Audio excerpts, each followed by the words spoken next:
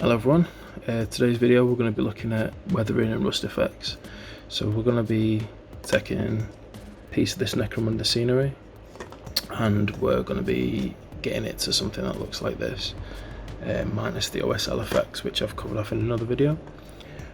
So there's a couple of steps which I've actually done prior to this, undercoated it with a rattle can and then just base coated it in something like Vallejo chocolate brown.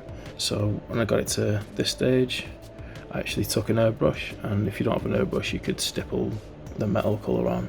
So I took the airbrush and I used like metal colour from Vallejo or Army Painter. So I might add actually at this point, prior to putting the chocolate brown onto the pipework, I added some just texture effects, Games Workshop crackle paint, regular texture paint that you use for, you know, base coating ground or earth or whatever. So mainly stuck to using the sand textured paint just to create just bits of visual interest and builds up a decay and dirt and stuff. And then just in certain sections, like I don't know if you can really see it, but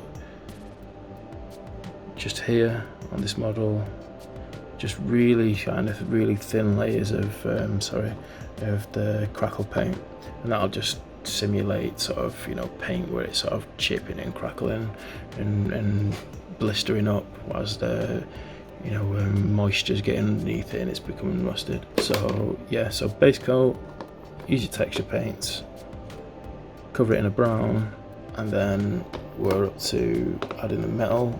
So yeah, I took an airbrush and what I did is I just airbrush from the top, so the underside is still just brown.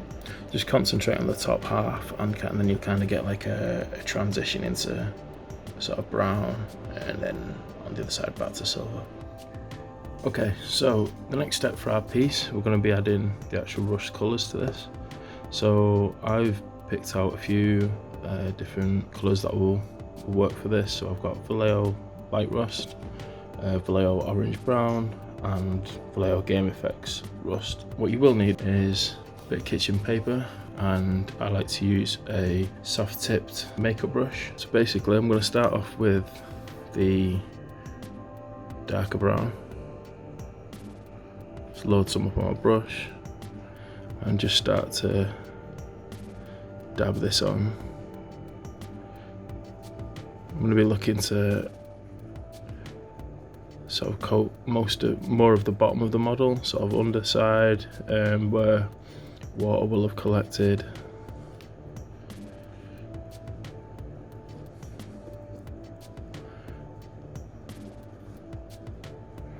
And I'm just going to work this on. I'm not going to worry about it being too thick or too thin. I'm just going to kind of try and be random with it.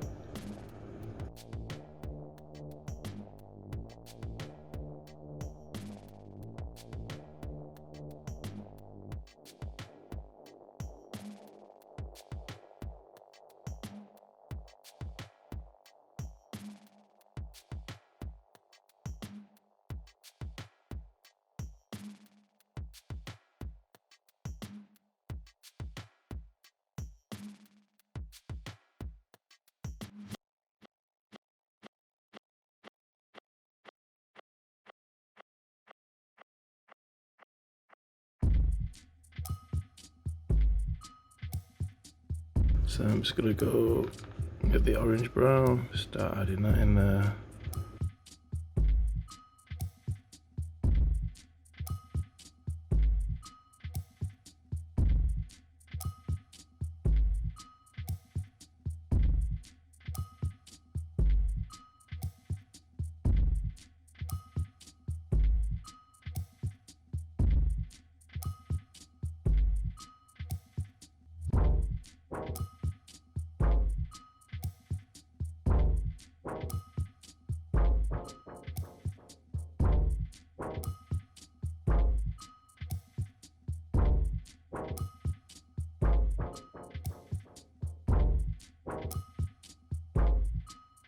So now we're going to move up to the most intense orange.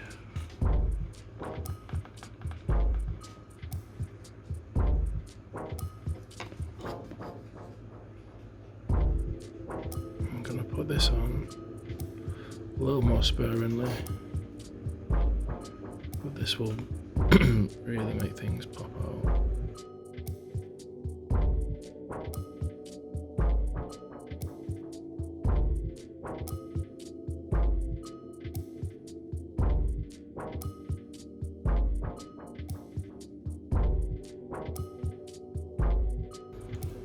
Okay, and when you're happy with the finished effect, ready to move on to the next bit. So I'll call this just about done for now. And don't worry about the model being in sort of looking like this at this point. You're thinking, oh my god, it's just thrown loads of orange paint all over this this piece. This will come good. So I'll move on to the next step now. So okay, now for the fun part. I'm going to be using AK Interactive's rust streaks. I'm going to basically give this a good coat. I'm going to be using my airbrush to do this, but if you don't have an airbrush, don't worry, you can always just use a normal brush and get a decent amount fully coated across the whole thing. I just find airbrush is just a little bit quicker and a little bit easier and a little bit less messy.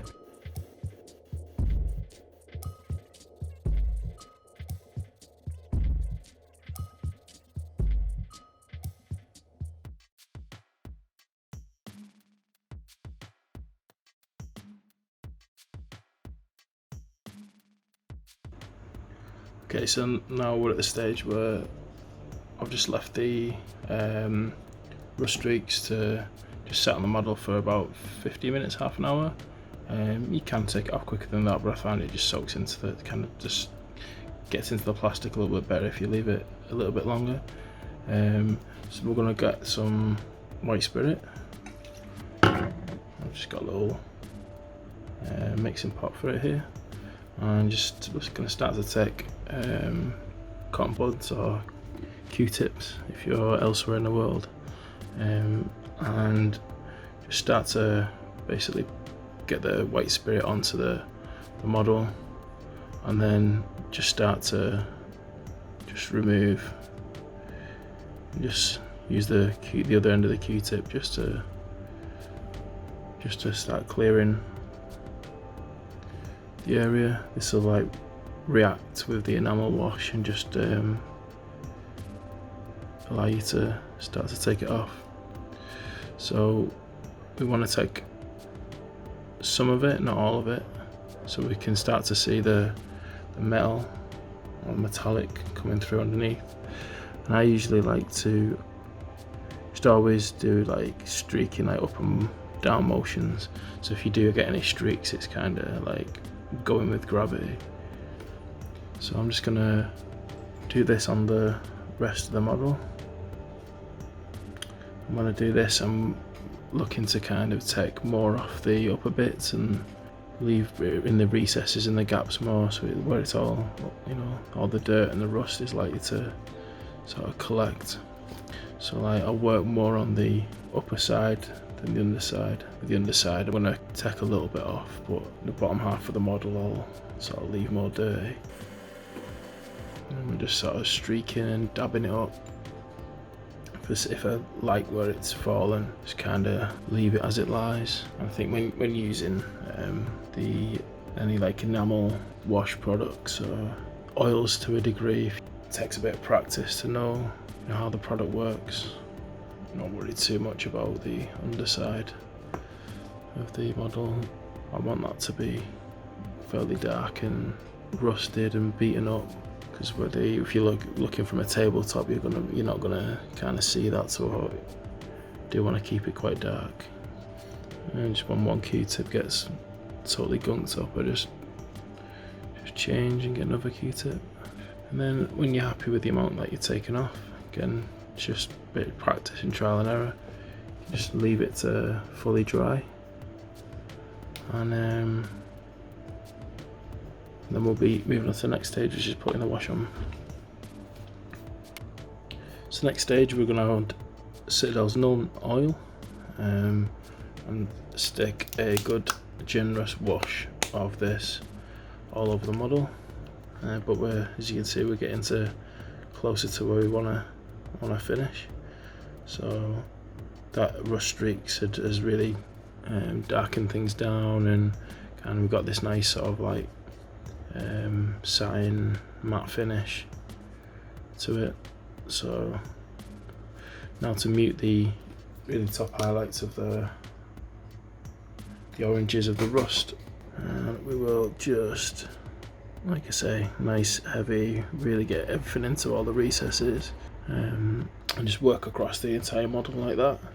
And then any bits where after you've put it on it started to maybe pool a bit too much, not on the recesses, just use your brush to just soak that up. But if it's just hugging the recesses, then you're all good.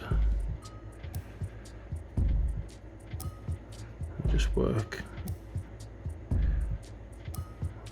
all across the model, get it all, make sure you've got quite a bit on the underside as well, just muting that down. That's where the shadow's going to be. And then once we've done this, we'll be ready to move on to the next step.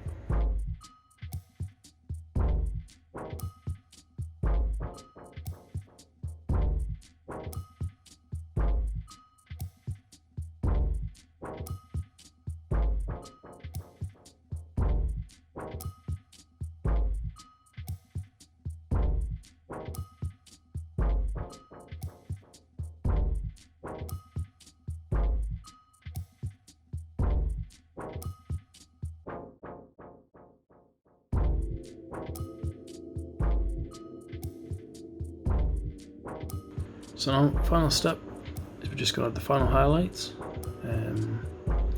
Just going to take some Vallejo pale sand, and we're just going to dry brush the top of the miniature, just trying to stay to the top, so it's only these bits that are catching the light, and we'll leave everything that's underneath, under this belly of the pipe work and the duct work, we'll leave that all in shadow. So